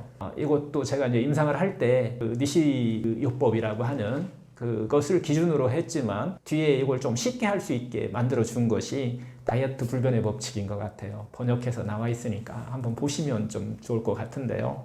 실제 임상에서 우리가 음식으로 병을 치유할 때 상당히 중요해요. 음식을 어떻게 먹어야 되는지가. 첫 번째요, 피해야 될 것이 있어요. 음식을 먹을 때 궁합이 안 맞아요. 이거 어육류 단백질이요. 육류라고 우리가 표현하는 거, 이거 드신 다음에 많이 드시는 걸 얘기하는 거예요. 많이 드신 다음에 이거 그 뒤에 탄수화물 들어오면요 바로 부패 일어나요. 다음날 아침까지 부패 일어납니다. 우리가 예를 들면은 회식했어요. 고기 많이 드셨어요. 마지막에 뭐 드시나요? 냉면 하나 드셔야 기분 좋죠. 건강을 생각하시는 분들이 이제 누룽지나 뭐 이런 것들을 드시는데 이거 다 정제 탄수화물들이에요. 설탕하고 비슷해요. 그러다 보니까 고기에다 설탕 재놓는 거예요. 우리 몸 안에서 온도도 적당하지. 그래서 소화가 안 된, 특히 저녁에 드시게 되면은 아침까지 그대로 갖고 가게 돼 있어요. 그러면 그 안에서 부패 현상이 일어나요. 부패 현상. 그 다음에 이제 두 번째는 궁합이 안 맞는 것 중에 두 번째는 탄수화물과 탄수화물. 정제 탄수화물이에요. 네, 탄수화물은 두 가지로 분류해야 되는데 하나는 복합 탄수화물, 하나는 정제 탄수화물. 복합 탄수화물은 생채소, 우리가 생과일 이런 것들을 복합 탄수화물이라고 그러고요. 지금 이야기하는 것은 정제 탄수화물을 얘기해요. 가공한 정제 탄수화물. 즉 밥도 가공한 거예요. 익힌 거잖아요. 이렇게 해서 그 다음에 먹은 다음에 여러분들이 빵을 먹어요. 또 거기에 또 과일을 먹어요. 이거 막 쌓여요. 그렇게 되면 여러분 몸 안에서 독소가 생성되는데 이때 생성되는 것을 당독소라고 해요. 요즘은 AGE에서 당독소 측정하는 장비도 쉽게 측정하는 장비도 많이 나오더라고요. 쉽게도 우리가 알아낼 수 있는 건데 이렇게 드시는 분은 무조건 당독소 높습니다. 당독소 때문에 여러 가지 질병을 유발할 수 있는 거고요. 그 다음에 또 하나는 육류단백질인데요. 예를 들어서 소고기, 돼지고기, 닭고기 이게 이제 대표잖아요. 이걸 같이 섞어 먹었을 때, 이랬을 때 특히 여기다가 또 해산물도 같이 섞어버려요. 막 섞어 먹었잖아요. 이렇게 드시게 되면 소화 효소와 대사 효소가 너무 많이 소비돼요. 우리 몸 안에서. 이게 우리 몸에서 나타나는 하나의 현상이 있어요. 제일 많이 나타나는 게 소화기 독소에 의해서 소화기의 문제를 일으키는 독소로 작용하기 때문에 섞어 먹으면 이렇게 먹었을 때 나타나는 증상들이 1단계부터 5단계까지 마찬가지로 독소는 1단계부터 5단계까지 무조건 나눠서 한번 자기 자신의 나타나는 현상을 바라보시면 좋은데요. 특히 1단계 독소로 대변 냄새 나요. 대변에서 냄새 나요. 그 다음에 방귀에서도 상당히 냄새가 나요. 그런 냄새 나면은 피하려고 하지 마시고 내가 이렇게 섞어 먹고 있구나. 내가 이렇게 어떻게 먹어야 되는 거에 대해서 다시 한번 생각을 해보실 필요가 있어요. 바꾸시면은 이 증상 금방 사라집니다. 이런 경우는.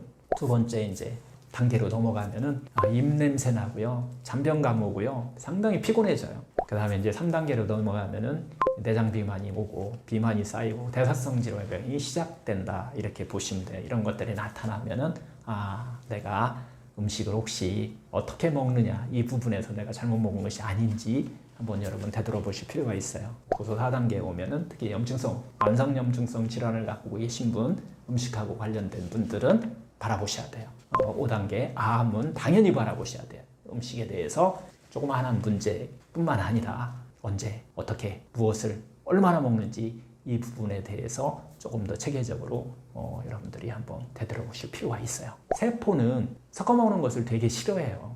탄수화물이다 그러면은 야채나 과일 이렇게 하면은 걔네들끼리 먹는 걸 좋아하지, 거기다가 막 육류 집어넣고 하는 걸 별로 좋아는 안 해요. 이것은 소화 시간하고 관련돼 있어서 그래요. 물이나 과일, 채소, 녹즙 같은 거 이런 경우는 10분에서 30분이면 소화 시간이 끝나요. 만약에 채소 위주의 식사를 했다라고 하면은 2시간 정도, 요 정도 가게 되고요. 곡류 위주의, 탄수화물 위주로 해가지고서 식사했다 그러면은 3시간 정도. 어육류 위주로 식사를 했다 하면 4시간 정도 가는 거예요. 옛날에는 이렇게 든든해야 되잖아요. 고기를 좋아하는 이런 것들이 왜 4시간 동안 든든하게 우리가 무슨 일을 했어야 되는데, 요즘은 속이 너무 꽉 차면 우리가 머리를 쓸 수가 없어요. 집중력도 떨어지고요. 소화가 잘 되는 음식이 조금 더 건강한 음식이다, 이렇게 볼 수가 있어요. 곡류하고 어육류하고 막 다 섞었어요. 이렇게 섞어서 먹으면 6시간 이상 가기도 해요. 심하면 우리가 체했다라고 하는 경우는 72시간 가는 경우도 있어요.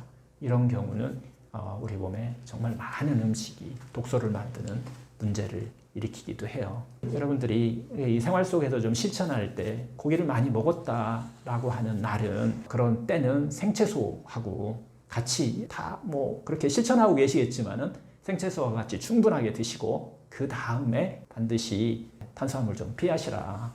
후식에 먹는 누른밥이라든가 냉면이라든가 이런 것들 있잖아요. 심지어 사탕 드시는 분도 있어요. 음식점 가면 여러분 안에서 여러 가지 소화와 대사 요소를 어렵게 만드는 요인이 생기고, 첫 번째 나타나는 아침에 일어나면 피곤해요. 개운하지가 않아요. 특히 이제 회식 후에 여러분들 한두 번만 한번 피해 보세요. 고기를 많이 드시면 탄수화물 드시는 것을 조금 한번 피해 보시면 아마 한두 번 후에는 여러분의 아침 일어날 때, 기상시 일어날 때 여러분의 컨디션이 달라진다는 것을 아마 알지 않을까 싶어요. 여기서 이제 어떻게 먹어야 좋을까라고 하는 곳에서 제가 하고 있는 이 방법인데요. 생채소나 생과일이 건강에 좋다는 건 누구나 아는 얘기잖아요. 이걸 먼저 드셔보시라는 거예요. 충분하게 이걸 먼저 드시면, 물도 마찬가지고 먼저 밥하고 같이 드시지 말고 먼저 조금 드시면 다음에 먹는 건강에 조금 그래도 좀 뭐한다라고 하는 가공식품들이 조금 덜 먹게 되겠죠. 그러면서 여러분들을 치유하게 되는 몸 안에서 자연스러운 현상들이 일어난다, 이렇게 좀 볼 수가 있을 것 같아요. 어떻게 먹느냐라고 하는 것을 여러분들 제가 기본으로 한번 기준을 잡아준 거예요. 그래서 이 기준에 따라서 한번 실천해 보시면은, 그리고 바로바로 여러분들이 느껴보셔야 돼요. 자기의 몸에서 나타나는 반응, 현상 이런 것들을 느껴보시면서 하나씩 이렇게 교정해 가시면은 암뿐만 아니라 여러분들이 갖고 있는 만성적인 문제들을 해결하는 아마 시작점이 되지 않을까.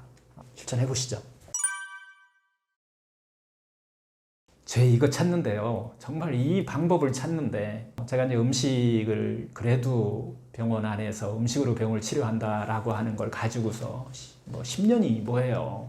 제 병을 치료하기 위해서 이제 시작을 한 건데, 90년대 초부터 했어요. 유기농부터 시작을 해서 또 이 음식으로 어떻게 내 병을 치료할 수 있을까라고 하는 고민을 해가면서, 뒤에는 이제 그걸 환자들한테도 또 이렇게 같이 임상을 해가면서 찾아낸 것인데 상당히 중요한 것 같아요. 그래서 마지막 결론은 정말 언제 어떻게 무엇을 얼마나 먹느냐라고 하는 포인트가 상당히 중요한데, 생채소와 생과일을 무조건 먼저 먹는데, 여기서 가장 중요한 것이 얘를 먹어야 된다고 하는 게 아니에요. 생채소와 생과일이 맛이 있어야 돼요. 그래서 맛있게 드시는 것이 저는 1번이라고 보는 거예요. 이 생채소 건강에 좋다고 생각되는 것을 먼저 드신다. 여러분들 식물성 단백질 건강에 좋다라고 다 알고 계시잖아요. 그러면 생채소에다가 제가 하는 방법이에요. 사람마다 조금 다르기는 하겠지만 저는 두부를 쌉니다. 그리고 나서 김치를 얹어요. 김치, 뭐 다양한 이 반찬류를 거기다가 먼저 충분히 먹으면 상당히 맛있게 먹을 수 있을 거예요. 아마 이게 우리가 익숙해진 원래 이 식단이에요. 익숙한 식단인데 바쁘다 보니까 막 섞고 막 하면서 그걸 우리가 입이 맛있는 음식으로 바뀌어가지고 진짜 세포가 좋아하는 이런 것들을 충분히 먼저 먹는다라고 하는 게 포인트인 것 같아요. 다시 정리하면 생채소 제일 먼저 먹습니다. 생과일을 만약에 드시는데 생과일도 요즘 논이 있어요. 건강에 당 때문에 그래요. 당지수가 높아지느냐 뭐 이렇게 이런 것들 때문에 그런 거니까 이것은 저는 껍질을 벗기지 않습니다. 그렇게 하고 먼저 한 30분 전에 먹는데 많이 먹지는 않습니다. 그렇게 하고 그 다음에 생야채를 니시 이야기의 핵심이에요. 생야채를 얼마나 먹느냐가 음식으로 병을 치료하는 핵심 포인트예요. 여기에 그냥 먹으면은 집착이 생기고 이게 욕심이 생겨요. 그래서 맛있게 먹는다. 그리고 두 번째, 자신한테 상냥하게 접근을 한다라고 하는 개념을 가지고서 여러분들이 갖고 있는 반찬이라든가 갖고 있는 밑반찬 같은 것을 같이, 특히 두부하고 같이 드시게 되면 정말 맛있게 충분하게 먹게 돼요. 그리고 나서 이제는 가공식품 안 먹을 수 없어요. 생활 속에서. 그리고 나서 가공식품 여러분들이 식사를 드시게 되면 양이 자동적으로 줄어듭니다. 그렇게 해야지 가공식품 난 절대로 안 먹을 거야. 나는 생채식만 할 거야. 미식요법이거든요. 성공하는 사람이 많지가 않아요. 음식을 접할 때는 세포의 허기와 마음의 허기에 균형 밸런스를 맞춰야 돼요. 이게 성공의 가장 중요한 포인트예요. 그래서 맛있게 드시는 것이 마음의 허기도 같이 채우는 거다. 이렇게 이해를 하시고서 아마 드시게 되면 누구나 실천할 수 있다. 그리고 채소의 양은 정말 사람마다 너무 달라요. 자기의 역량에 따라서 드시게 되고 그 다음에 만약에 생채소를 먹는 게 안 먹던 분이 갑자기 먹으면요 많이 불편해요. 속도 쓰리고 막 이상해요. 그래서 이런 분들은 녹즙부터 시작하시는 거예요. 몸이 적응할 수 있는 항상 이런 치유법들은 스텝 바이 스텝 하셔야 돼요. 그래서 내가 그게 좀 무리가 간다라고 생각되시면 녹즙 시작하시고요. 이상즙이라고 우리가 표현하는데 녹즙이 적용해서 괜찮아. 그러면은 그 다음에 이상즙, 즉 갈아 먹어보는 거예요. 자기 양을 맞출 수가 있어요. 그 다음에 이제 괜찮아. 좋아집니다. 다 좋아지게 돼 있어요. 좋아진 다음에 그 다음에 쌈채소를 충분히 먹게 되는 그런 몸이 됐을 때 이미 그때쯤 되면 소화이해통이나 이런 것들은 많이 좋아져 있는 자신을 발견할 거예요. 처음부터 무리하게 욕심내지 마시고 특히 음식으로 병을 치료하려고 막 집착하지 않는 이런 마음의 자세가 중요하다는 거예요. 이렇게 순서대로 하나씩 해결해 나가시면 자연치유건강법의 가장 핵심, 알면 너무 쉽고 재밌다, 모르면 욕심과 집착으로 접근할 수밖에 없다, 뭐 이런 것들의 균형과 조화, 밸런스를 맞추는 지혜가 좀 필요하지 않나. 그렇게 하시면 반드시 몸의 변화가 일어납니다. 그렇게 하면서 하나하나 자기의 좋아지는 것들을 즐기면서 실천해 나가시면 최소한도 3개월은 하셔야 됩니다. 그래야 습관이 들어요. 그렇지 않으면 다시 과거로 되돌아가서 습관이잖아요. 여러분들 똑같이 하면 입이 좋아한 거 먼저 들어오지 세포가 좋아한 거 그 다음이잖아요. 그런 것들을 이렇게 하나씩 바꿔가시는 것이 병을 치료하는 가장 중요한, 아마 음식에서 가장 중요하지 않나 이렇게 생각이 들어요.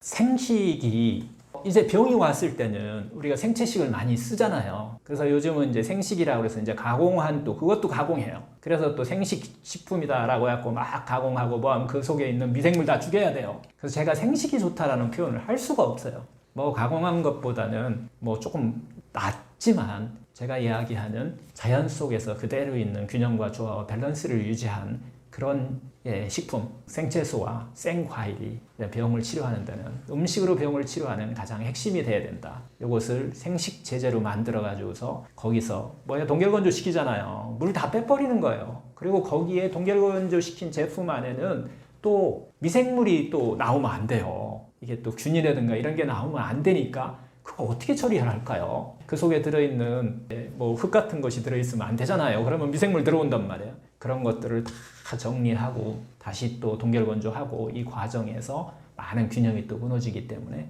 뭐 건강식품이 아니다라고 이렇게 표현할 수는 없어요. 하지만 제가 얘기하는 이 자연식, 가공하지 않은 식품, 생채식이라고 우리가 표현하는데 이런 경우는 질병이 있을 때는 그렇게 접근하시고 그 다음에 어느 정도 질병이 치료하신 다음에는 밸런스 균형을 이루셔야 돼. 지금 사회에서 일어나는 가공식품에 맛있는 것을 건강을 위해서 죽을 때까지 안 먹는다. 이거 마음의 허기하고 관련돼요. 그래서 엉뚱한 짓 합니다. 그렇게 하면 처음에는 몇 개월은 참고 하실 수 있어요. 하지만 질병이 좋아지고 자기가 건강해졌는데 그런 걸 끝까지 참고 안 하신다. 제가 그런 사람들을 보기는 했는데 뒤끝이 안 좋아요. 즐거움도 좀 찾는, 마음의 허기도 좀 채우는, 이렇게 균형을 맞추시는 거, 이런 거 좋습니다. 꼭 채식동물이다라고 저는 그렇게 보지는 않아요. 육식도 마찬가지고 뭐 어느 정도 이게 수만 년을 걸러오면서 진화를 하면서 채식을 하다가 뒤에는 이제 또 가공한 익힌 고기를 먹게 되고 뭐 이런 과정들을 거치면서 아주 조금씩 변화가 일어난 거기 때문에 자연식이라고 하는 것은 자연과 조화를 잘 이루고 있는 그런 식품들을 먹는 것이 건강하고 가장 밀접한 관련이 있다. 너무 가공한 이런 식품을 말고 아니면 적당하게 이렇게 건강할 때는 이제 예방하고 하는데 효과는 있지만 만약에 병을 치료할 때는 그런 것들도 양을 줄이셔야 한다는 거야. 그래야만이 내 몸속에 나쁜 물질들이 덜 생겨요. 음식은 가장 제 핵심이 뭐냐면 내 몸에 악액질을 차단하는 거예요. 음식으로 몸을 치료하겠다라고 하는 거가 욕심이에요. 그래서 음식이라고 하는 것은 내 몸속에 악액질을 차단하는 하나의 가장 기본이 된다라고 하는 거고, 이미 생긴 악액질은 자연치유건강법에서는 소식을 하시든가 아니면 단식을 하셔갖고 뭐 18대 6이든지 간헐 단식이든지 아니면 뭐 3일 정도 단식을 가장 많이 사용하는데 이 정도 단식을 통해서 빼주는, 이랬을 때 어떤 몸의 변화를 계속 안 먹고 살 수는 없으니까 그런 것들을 생활하고 잘 조화를 이루게 만들어주는 이런 치료법들이 자연치유 건강법과 이제 밀접하게 우리가 발전한 계기가 된 거예요. 무조건 우리가 뭐 채소만 먹어야 된다 뭐 이런 것도 아닌 것 같고, 균형과 조화, 밸런스를 맞추면서 하나씩 자기한테 딱 맞는 것을 찾는 게 중요하지 않나. 건강을 만들 수 있는 그런 것들을 각자마다 달라요. 특히 단식을 해서 좋아지는 사람도 있고요, 막 안 좋아지는 사람도 있어요. 하지만 의학은 모든 사람이 좋아져야만 의학이에요. 만약에 안 좋아지는 사람이 있고 그걸 했는데 막 부작용 나오고 하는 것은 그건 저는 의학이라고 보지 않아요. 저는 그런 의학은 안 해요. 그래서 단식도 부작용 없이 하는 방법을 여러분들이 찾을 수 있어요. 그렇게 하면서 하고 나면은 똑같은 반응이 나타나요.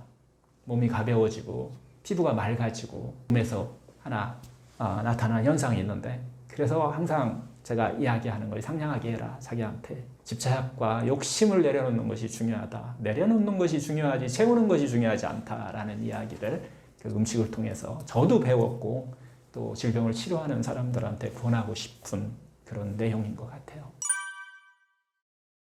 이제 가공식품이라고 하는 요 이미 상당히 이제 음식 공부 초반에 할 때 혼돈스러웠어요. 근데 일단은 가공식품의 반대말이 뭐냐? 뭔가요? 자연식품이 되겠죠. 자연식품에서 이 벗어나기 시작하는 것을 우리가 가공했다라고 이렇게 표현하는데요. 어떤 자연식품, 자연 상태 그대로에서 자연의 역경 속에서 자기 스스로 건강한 상태를 찾아가면서 거기서 자연과 밸런스 균형을 맞추면서 자란 식품, 이걸 우리가 자연식품이라고 얘기해요. 과연 유기농을 자연식품이라고 할 수 있느냐? 이 문제는 우리가 거기까지는 뭐 그냥 자연식품이다 라고 이렇게 표현을 해요.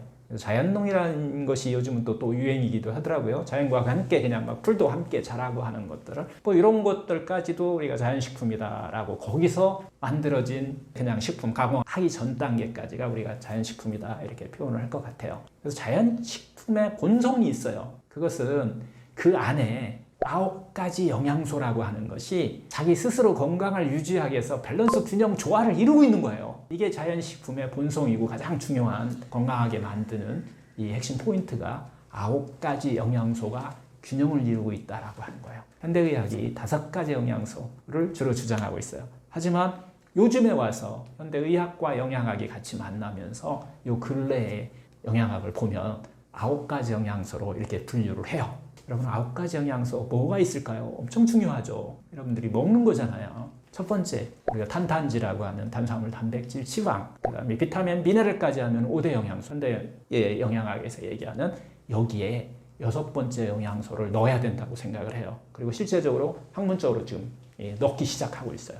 6번째 영양소는 물입니다. 7번째 영양소 식이섬유. 8번째 영양소 파이토케미칼, 그다음에 9번째 영양소 효소입니다. 효소. 그런데 가공식품이 되잖아요. 이게 자연식품 속에는 균형과 조화를 이루고 있는데 가공을 하면 할수록 하나씩 날아가기 시작하는 거예요. 영양소가 사라져 버리는 거예요. 세포의 건강은 이 9가지가 균형을 맞췄을 때 건강식품이 되는 거예요. 그리고 여기서 균형이 깨지기 시작하면은 입이 좋아하는 쪽으로 바뀌어요. 세포가 좋아하는 쪽보다는. 그래서 우리가 그런 것들을 이제 가공식품이다라고 이렇게 얘기하는데요. 자, 자연치유건강법의 가장 핵심이죠. 자연의 본성으로부터 멀어지면은 병이 온다고 그랬잖아요. 즉, 음식의 본성으로부터 멀어지면 병이에요. 9가지 영양소의 균형으로부터 멀어지면 병이 온다라고 보면 돼요. 그래서 가공을 하면 할수록 9가지 영양소의 균형이 무너지는 거예요. 그래서 건강에 해롭다라고 우리가 이렇게 이야기할 수 있는 거예요. 가공식품이. 하여튼 가공을 하면 할수록 한두 가지 영양소가 변화가 일어나는데 대체적으로 추가되는 게 아니라 빠져나간다라고 보시면 돼요. 1차 가공이에요. 1차 가공이다 라고 하면은 불로 익혀버리면 1차 가공한 거예요. 여러분들이 현미밥을 건강에 좋다라고 드시잖아요. 1차 가공식품이에요. 그래서 현미밥을 아무리 많이 드셔도 죄송하지만 고혈압, 당뇨가 좋아지지 않아요. 현미밥을 먹었다고 좋아지지는 않는다는 거예요. 왜 1차 가공식품이에요? 그 안에는 균형과 조화, 밸런스에 있어서 벌써 영양소가 몇 개가 사라져버린 거예요. 뭐가 사라질까요? 9가지 영양소 중에서. 풀에 가공을 했잖아요. 비타민류 많이 사라져요. 그 다음에 효소는 전멸해버려요. 2가지가 사라져버리는 거예요. 건강식품이라고 볼 수가 없는 거예요. 그래서 거기다가 껍질까지 벗겼어요. 그러면 거의 2차 가공한 거예요. 이게 백미죠. 그러면은 식이섬유가 또 날아가요. 식이섬유, 효소, 좀 전에 얘기했던 비타민류, 이게 이제 사라지게 되니까 백미가 더 건강에 해롭다라고 얘기를 할 수가 있고요. 2차 가공식품이다 그러면 1차 가공식품을 불로 익히던가 뭐 이렇게 해가지고서 한 번 더 가공을 하는 거예요. 이걸 우리가 이제 그때부터를 우리가 인스턴트 식품이다라고 표현하기도 해요. 과자, 빵 등. 뭐가 사라진 건가요? 2차 가공식품이 되면은 비타민류 일단 사라졌죠? 아까 효소 사라졌어요. 식이섬유가 사라져버려요. 입이 좋은 음식으로 만들어야 되니까 부드럽게 만들어주니까 식이섬유가 들어가면은 거칠어요. 그러니까 걔들을 빼니까 식이섬유 사라졌죠. 거기다가 이제 과자 같은 거 만들면은 수분도 많이 빠져나가요. 물도 빠져나가요. 이렇게 4개 영양소가 밸런스 균형이 무너져 버려요. 음식을 먹으면 우리 건강도 같이 균형이 조금씩 무너지기 시작합니다. 하여튼 이렇게 가공을 하면 할수록 9가지 영양소의 불균형이 나타난다라고 보는 거예요. 그럼 이제 3차 가공식품이에요. 우리가 가장 사실 주의해야 될 식품들이 2차 가공식품에다가 오랫동안 보관하기 위해서 방부제도 넣고 또 더 입이 좋아하는 음식으로 만들어야 여러분들 많이 드실 거 아니에요. 그래서 거기다가 각종 첨가물이 들어가는 거예요. 식품들, 통조림이라든가 하여튼 공장에서 가공 정제된 식물성 식용유 같은 거 고소하게 이렇게 추가하고 이렇게 하다 보면은 영양소로 봤을 때는 이 안에는 여러분들이 9가지 영양소 중에서 어떤 것이 사라질까요? 나중에는 어떻게 보면 정제 탄수화물만 남는 경우도 있어요. 지방도 단백질도 다 사라지는 경우도 있어요. 지방과 단백질이 좋다라는 이야기가 아니에요. 균형을 이루었을 때 좋은데 그런 것들도 무지방 뭐 이런 표현을 많이 쓰잖아요. 이런 것까지도 다 이제 밸런스를 무너뜨린다 하고 실제 9가지 영양소 중에서 2-3개만 나와요. 이런 식품은요, 수천 년 우리의 유전자가 갖고 있는 그 본성에서 처음 보는 거예요. 처음 보는 거. 세포 정말 힘들어 할 거예요. 자기 세포를 대우해 주는 게 아니에요. 자기 세포를 갖다가 어떻게 보면 혹사시키는 이런 이유가 되지 않을까요? 보고 듣지도 못했던 이런 식품 첨가물들이 우리 몸속에 들어오니까 얼마나 힘들까요? 자기를 얼마나 이거 상냥하게 하는 방법이 아니죠. 자신한테 상냥해야 되는데 정말 세포를 힘들게 만드는 이런 이유가 된 거예요. 이 영양소의 불균형뿐만 아니라 정말 세포가 싫어하는 이런 첨가물까지 계속 첨가하게 되면은 세포는 계속 허기를 느낍니다. 그 세포의 허기를 우리가 또 착각을 해요. 뭘로? 배고프다고요. 그래서 과식을 또 유발시키는 거예요. 이게 과자를 만들고 인스턴트 식품을 만드는 그걸 해야만 많이 만들 수 있는 그런 산업이 발달하잖아요. 이런 것들이 같이 어우르면서 우리 건강을 영향을 미치는 것들이 우리 주변에 너무 많다라고 하는 거예요. 하여튼 가공을 하면 할수록 입에서는 좋아요. 무조건 좋아합니다. 음식이 갖고 있는 그 생명의 영양소는 줄어든다. 균형과 조화와 밸런스가 무너진다라고 하는 것이 핵심이에요. 그렇게 하면서 계속해서 세포의 허기를 유발시킨다. 그러므로서 많이 먹게 한다라고 하는 거죠. 하여튼 가공식품은 세포의 영양 불균형을 유발한다라고 하는 것이에요. 그러면서 우리 몸에 갖고 있는 세포의 본성, 우리 몸의 본성으로부터 점점 멀어지게 만든다. 그게 바로 병을 만드는 악액질이 되고, 또 그 악액질이 우리 몸 안에서 에너지를 만들 때 원료잖아요. 미토콘드리아에서 그걸 만들 때 끓음이나 활성산소 같은 그런 물질을 많이 만들어내면서 병이 시작되는 원인이 된다라는 거예요. 음식은 가공식품과 자연식품의 균형과 조화, 밸런스를 유지하는 것이 제일 중요하다라고 봐야 될 것 같은데요. 하여튼 이제 가공식품이 이게 많이 먹으면 건강에 해롭다는 것은 이제 누구나는 다 상식이 돼버렸어요. 왜 그러냐면 가공을 하면 할수록 영양소 균형이 깨진다 그랬잖아요. 9가지 영양소의 균형이 무너진다. 특히 음식의 본성으로부터 멀어진다라고 하는 거예요. 본성으로부터 멀어지면 병이 온다라고 하는 것이 이건 자연법이에요. 그래서 9가지 영양소가 균형으로부터 멀어지면은 병이 올 수밖에 없는 거죠. 이것을 가공식품을 그런 건강에 해로운 우리가 음식을 먹는다 그러면은 최소화하는 방법, 이런 것들을 우리가 또 일상생활에서 또 생각 안 할 수가 없게 되는데요. 만약에 자연식만 고집하고 나는 죽을 때까지 자연식만 하겠다라고 하시는 분들이 있다면 뭐 추천해 드릴 만은 한데, 그렇게 해서 건강을 회복하고 마지막까지 성공한 분이에요. 병 없이 마지막까지 사시는 분이 많지 않아요. 저 이게 궁금했어요. 그래서 니시가츠조 어떻게 돌아가셨는지 제가 다 알아요. 고다미쪼 와다나베 쇼가 이 음식으로 치료하는 동양에서 최대 3대 거인이에요. 이분들이 어떻게 돌아가셨는지를 그게 궁금해서 제가 일본의 니시센터에 니시병원, 고다미쪼 병원, 와다나베 쇼 병원에 방문하게 된 계기인 것 같기도 해요. 하여튼 제가 얻은 결론은 그 음식으로 인한 세포와 허기와 마음의 허기를 균형을 맞추셔야 된다라고 하는 결론을 얻었는데요. 하여튼 그래도 가공식품을 먹을 때 우리가 최소화하게 하는 어떤 규칙이 있다라고 제가 이제 이야기를 하고 있어요. 가공식품을 먹을 때 어떤 규칙, 세포의 허기도 채우고 마음의 허기도 채우고 건강도 채우는 이런 방법이 있지 않을까요? 건강에 피해를 최소화하는 방법이라고 보시면 돼요. 그때 몇 가지 규칙이 있는데요.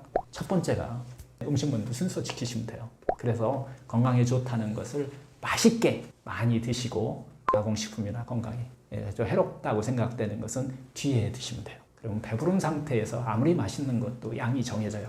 적당한 양은 우리 몸이 스스로 해결할 수 있는 능력을 다 갖고 있어요. 내 안에 100명의 현명한 의사가 있어서 너무 방해만 하지 않으면 스스로 이길 수 있는 그런 자연치유력을 다 갖고 있다. 자기 자신을 믿으셔야 돼요.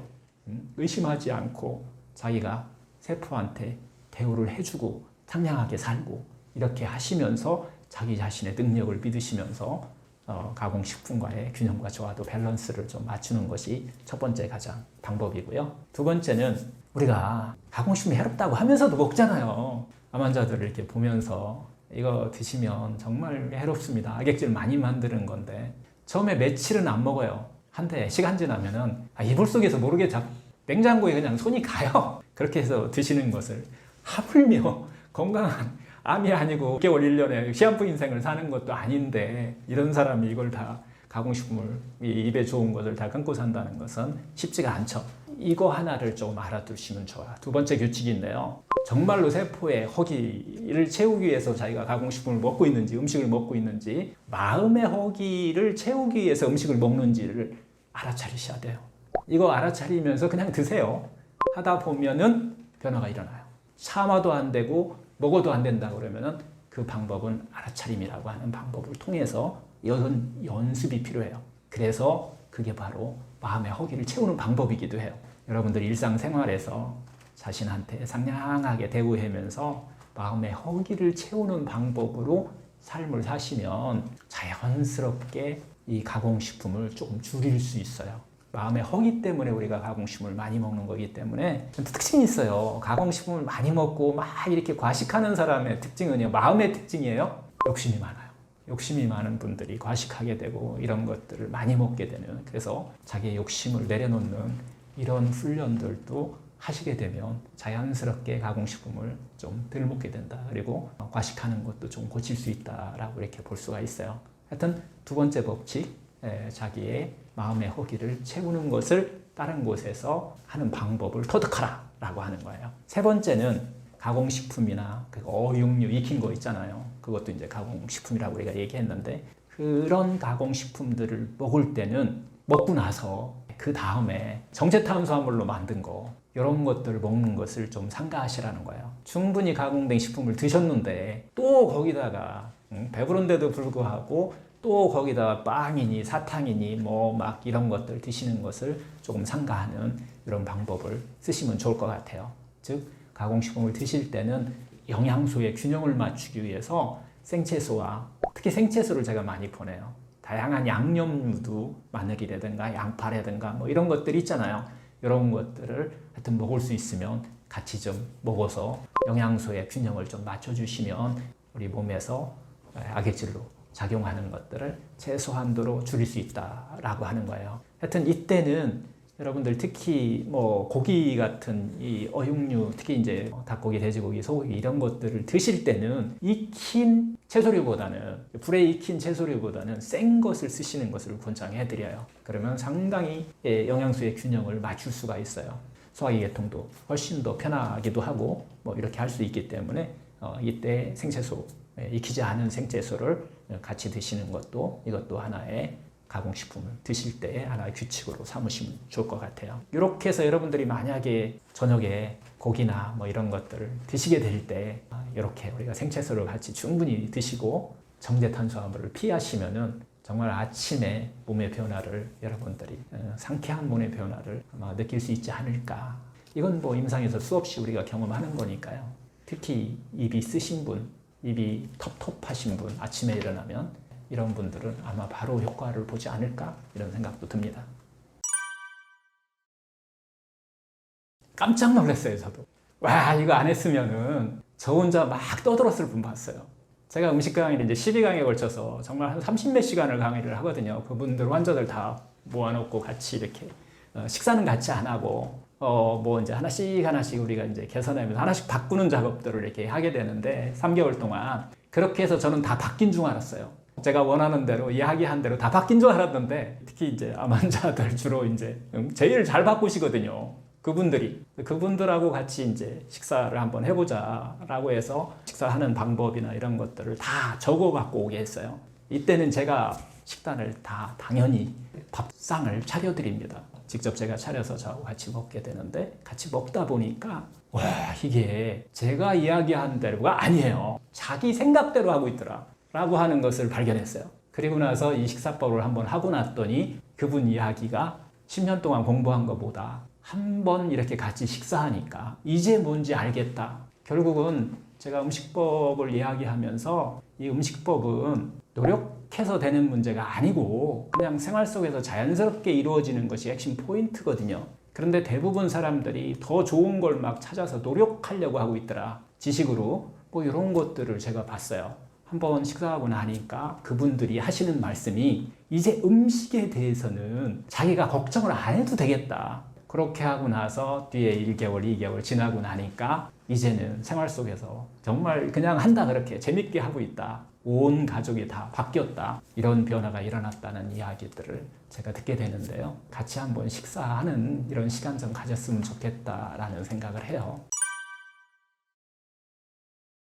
이 자연치유건강법이라고 하는 것을 제가 병원을 하고 있지만 병원 없는 세상이라고 하는 이런 이야기를 하는데요. 이 본뜻에 대해서 조금 이해를 하고 들어주셨으면 좋겠어요. 이게 자기 생각대로 들으시면 자기 식대로 또 이것을 이해하고 실천하지 않을까라는 생각이 드는데요. 저하고 같이 계속해서 이 생활 습관을 좀 바꾸는 우리 생각을 조금 건강하게 좀 바꾸는 것까지 같이 이렇게 진행될 수 있도록 하셨으면 감사하겠고요. 뭐 어려운 이야기인지는 모르겠지만은 이렇게 잘 들어주셔서 너무 감사드립니다.